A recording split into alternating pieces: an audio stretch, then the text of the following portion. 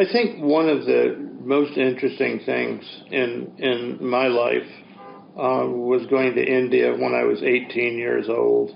The year was 1958, 1959. I graduated from high school, and I was living in Berkeley, where I grew up in California, and I briefly attended a college, Berkeley, and that went on for, I don't know, a few weeks, and I decided that I really didn't see much future for me getting in line to eventually being a businessman or a bureaucrat of some sort. So I got on a boat and went first to Japan. Then the boat stopped in Hong Kong and Singapore. Somewhere in there was Vietnam, and then Ceylon, and finally arrived in India. And after this journey, I tried to find inexpensive places to live, and I decided I wanted to go and see India, which is a vast country with 50,000 miles of railways, most of which are accessible. And so I spent some time in Calcutta and discovered these 19th century photography firms. And these photography firms began in the 1860s, and they continued on until about the 1980s. And you could go in there in 1959. You could go in there and you could find photographs which were taken in the 1860s and 1870s, and these prints had been in those companies for then at that point, over 100 years. And this is a tradition that I discovered of photographers who went to all the strangest, most exotic places on the whole Indian subcontinent, amongst which, somewhat later, were these remarkable photographs made of a country called Bhutan. And I think the interesting thing about the Bhutan photographs is that the greatest Lamistic architecture are some of the photographs taken in Bhutan were taken by a man named Claude White in 1907. He went to Bhutan and he made the first photographs of the country ever made. And what was really remarkable about Bhutan is that nobody really had ever been there, and nobody really had seen what was in the country in terms of the people and the architecture. And Bhutan itself was one of these little isolated Himalayan kingdoms, very, very remote, difficult to get to. And John Claude White was the British diplomat deputed by the British to go and investigate Bhutan and kind of identify what was in the country. And he brought along with a camera with him, and he made the first photographs of Bhutan.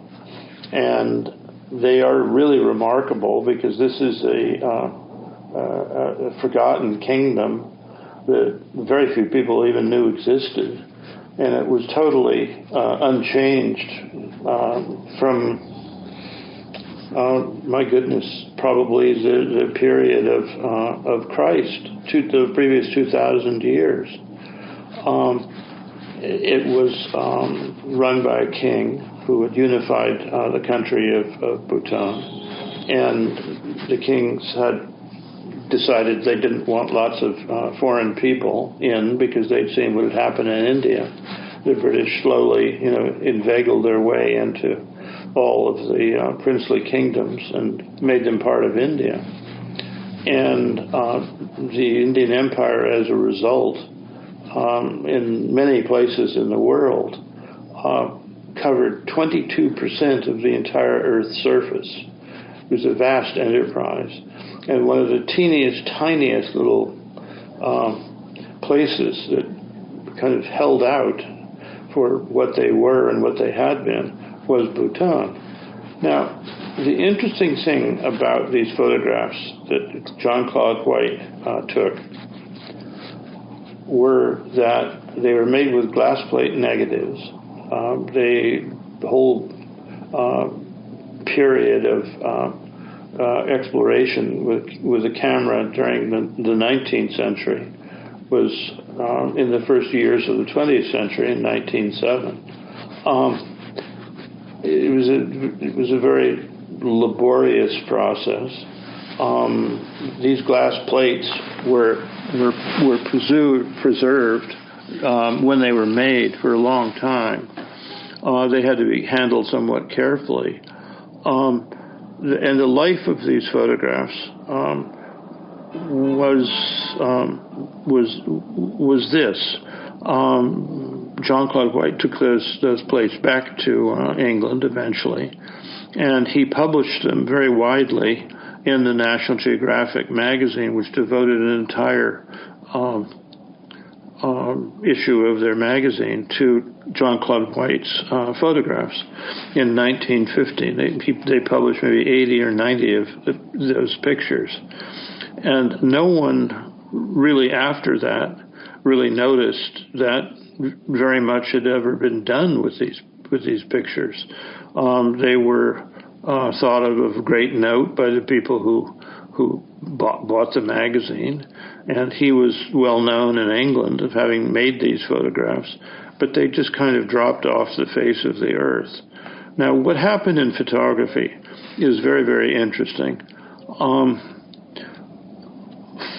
The abrasions and difficulties that photographic collections had in the 20th century is that first you had the photographic medium upon which these photographs were made was very prone to fading and disappearing because the processes were not permanent.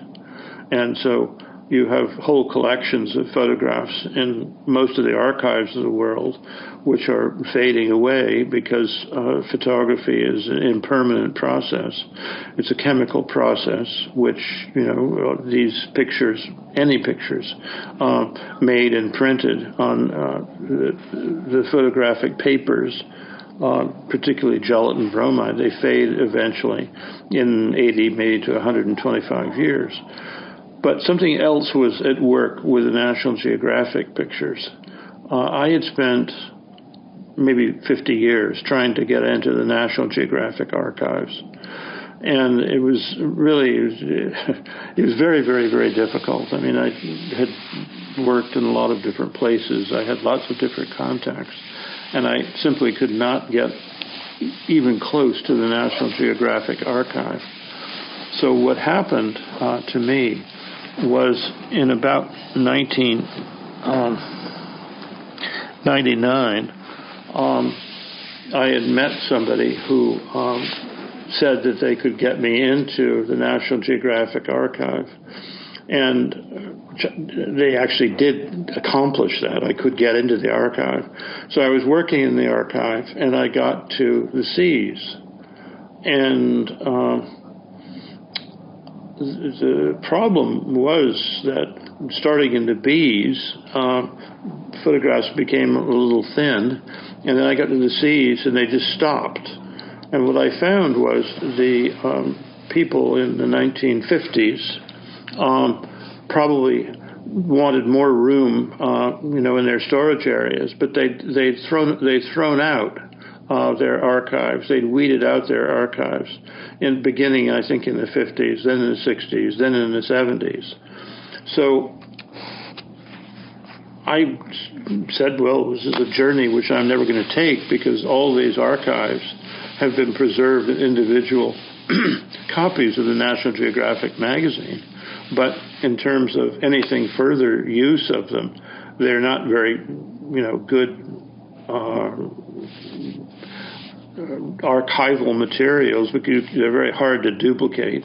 We try to take any copies from them, they turned out to be all mushy and indistinct. So sometime later, maybe in 2010, a friend of mine said, well, I have some really interesting negatives of Chinese monasteries. And I said, well, it's interesting because I did 3 or 4 books on China, and I was certainly interested. So I said, well, I'd love to see them, and, would you sell them? And they knew that I collected. So they said, oh, certainly. So they sold me these negatives of Chinese monasteries. So I began printing them, and I said, oh my God, these are the negatives of John Claude White's Bhutanese photographs. And just extraordinary, absolutely extraordinary. Here they were, John Claude White's negatives. And so there were about 40 or 50 of them. So what I had begun to do is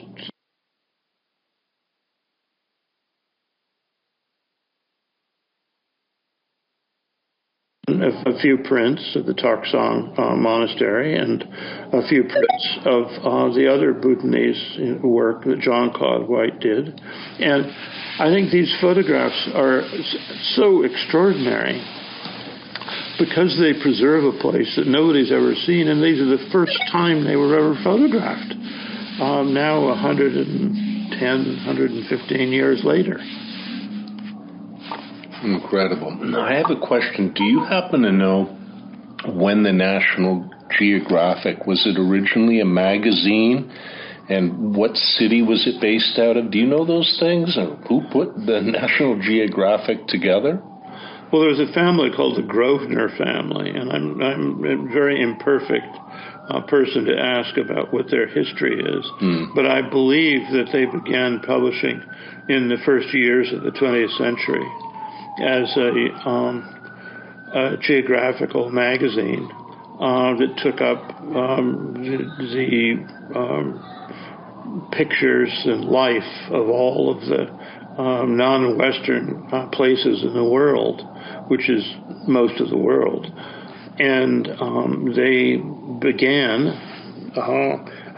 to get travelers and missionaries and all sorts of people to contribute to the Geographic, like Lowell Thomas, who popularized Lawrence of Arabia and did a book on Lawrence of Arabia. He had traveled to the Near East and met Lawrence of Arabia and really popularized the whole life and work of Lawrence of Arabia.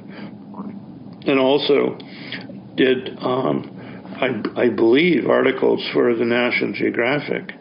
But there was a whole group of people like Lowell Thomas at that period who were going to the far off and distant places of the world. They would go to the Gobi Desert and live for 6 months in the Gobi Desert, or go to Africa and Central Africa and bring back photographs of the tribes of Central Africa, or South America, or the South Seas. And these exotic places of the world kind of were the meat and potatoes of the National Geographic for a century. And the magazine itself, was very nicely bound and very nicely produced. And the strange thing about the Geographic is nobody ever threw any of them away because they're so nicely produced. National Geographic magazine. My family and my grandmother as well subscribed to it, and we never threw them away. And they had that gold or yellow, border around them. It's incredible. And the photography was fantastic. Yeah, and how many generations now? 4 generations, 5 generations of people have grown up on that magazine. Right. And it's, I don't know, Wonder Bread.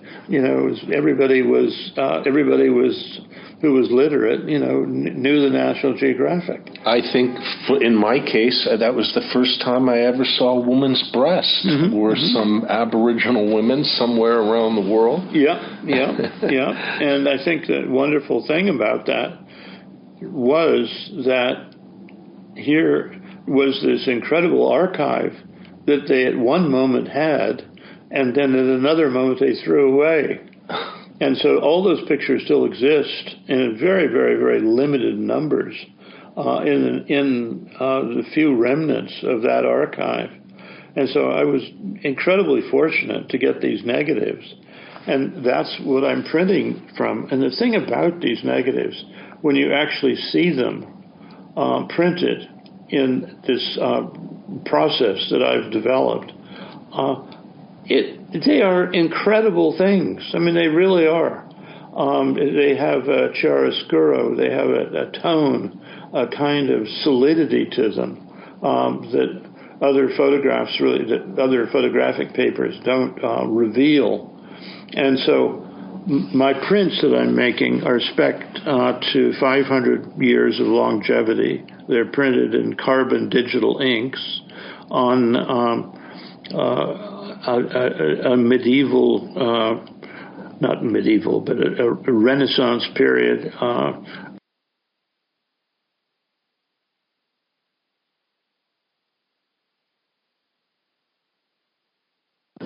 huge numbers of these great archives that were possessed in the world were rescued by a few souls like myself.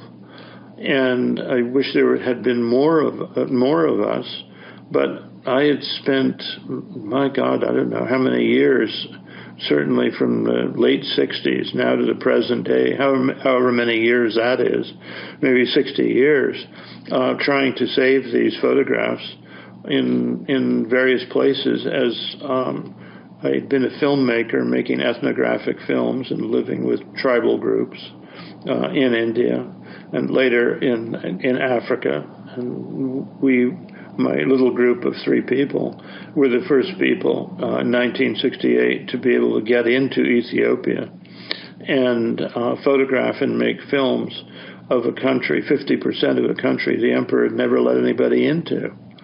And so, in Ethiopia, I was making photographs as a photographer and helping my friend Robert Gardner, who was a filmmaker, make the first films of many of these places in Ethiopia that no one had ever seen before. And we went into these places in Ethiopia, and people had never seen a camera. They didn't know what a camera was. They were totally unself-conscious. I mean, they would come up to me when I was taking photographs and stare in the lens because they could see their reflection for the first time. These are people who have only seen themselves and how they look by looking in a mud puddle after a rain. Wow. Right.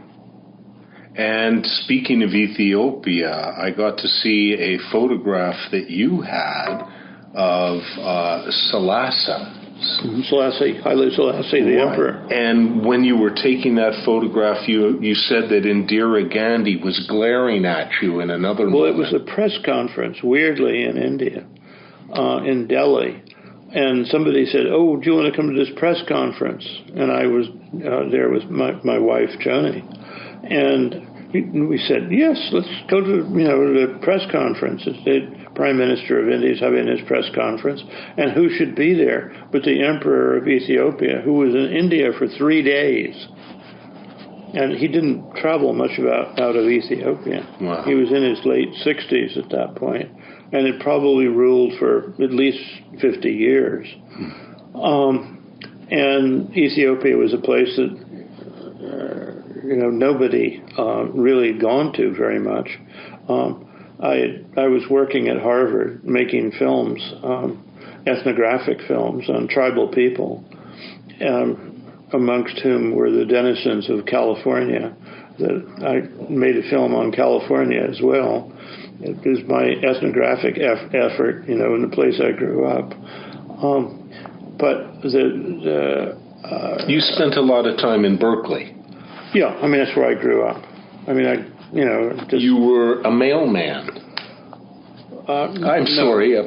Well, didn't you deliver? I was briefly a filler brush man.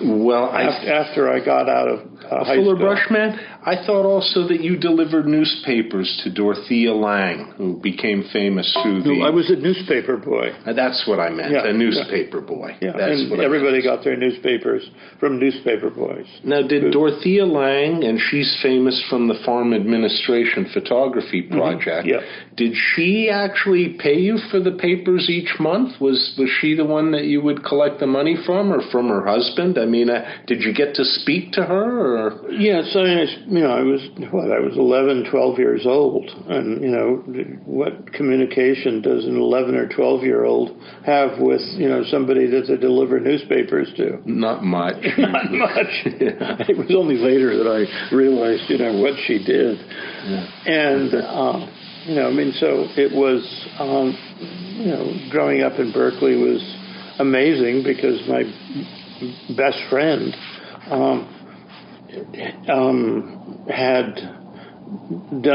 his father had done a number of important things for everybody. He had invented the cyclotron and gotten a Nobel Prize for that. He had then set up the Manhattan Project, which resulted in the atomic bomb. And he gathered around him at Berkeley people like Edward Teller, who was another physicist who invented the hydrogen bomb. I used to deliver newspapers to Edward Teller as well. And